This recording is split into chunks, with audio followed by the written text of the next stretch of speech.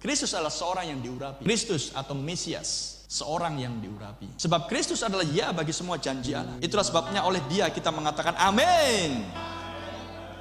Dan di dalam Dia amin untuk memuliakan Allah. Dia yang menyangkal baik Bapa maupun anak. Ingat, siapakah pendusta? Yang menyangkal bahwa Yesus adalah Kristus. Renungkan hal itu, bahwa Yesus adalah Kristus. Bukankah mempelai wanita adalah Kristus? Bukankah mempelai wanita adalah nyonya Yesus? Ada amin? Jadi siapakah pendusta? Yang menyangkali Yesus yang adalah Kristus. Yang menyangkali mempelai wanita yang adalah Kristus. Bukankah Nabi yang Tuhan utus adalah Kristus di zamannya? Mesias di zamannya? Dan jika seseorang menyangkali dan menolak utusan Nabi di zamannya, bukankah dia menyangkali bahwa Yesus yang adalah Kristus mengurapi nabinya? Dan bahwa nabinya adalah Kristus Mesias kecil, seorang yang diurapi. Jadi Anda tahu sekarang siapakah pendusta. Dan siapakah bapa dusta? Si iblis, pembunuh pada mulanya. Siapakah pembunuh? Kain. Dan siapakah bapaknya? Setan atau iblis. Dan siapakah mereka ini? Para pendusta.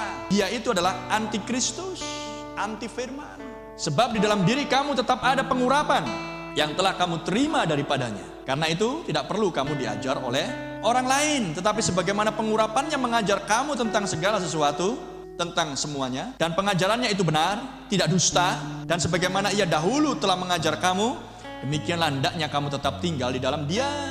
Dia datang, sang pengajar turun dari surga melalui seorang nabi yang hanya kelas 7, tapi yang mengajar segala sesuatunya dari Kejadian sampai kitab Wahyu komplit.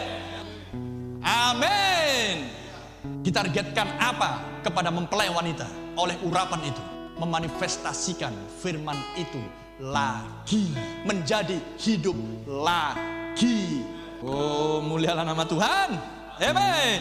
Dan lihat apa yang dikatakan oleh Wahyu 10 ayat 8 sampai 11. Memakan gulungan kitab. Lihat, ketika Yesus ada di bumi, kapan Yesus menjadi Mesias? Setelah dia keluar dari air, dibaptisan di sungai Yordan, dan merpati turun, menjadikan Yesus adalah Mesias, seorang yang diurapi. Yesus yang disebut Kristus. Bisa menangkap? Mempelai wanita juga adalah Mesias kecil yang mewakili kerajaan Allah di bumi. Kapan Anda dan saya menjadi Mesias kecil? Ketika Roh Kudus turun. Dalam bentuk apa sekarang Roh Kudus turun? Siapa yang mengurapi Anda? Firman yang tersingkap, itulah yang mengurapi Anda. Gulungan kitab yang terbuka, itulah yang mengurapi Anda. Maka apa yang harus Anda dapatkan secara hidupmu secara pribadi? Pastikan gulungan kitab yang terbuka Anda makan. Maka setelah Anda makan, manis di mulut, pahit di perut. Yang berikutnya adalah bernubuatlah lagi. Wahyu 10 ayat 11. Maka ia berkata kepadaku, engkau harus bernubuat lagi kepada banyak bangsa dan kaum dan bahasa dan kings, raja. Wahyu 16, 3 roh najis menyesatkan raja-raja. Tapi kita juga disuruh untuk bernubuat lagi. Bernubuat, bersaksi, berkhotbah di bawah urapan. Haleluya. Roh yang lain tunduk kepada roh yang lebih besar.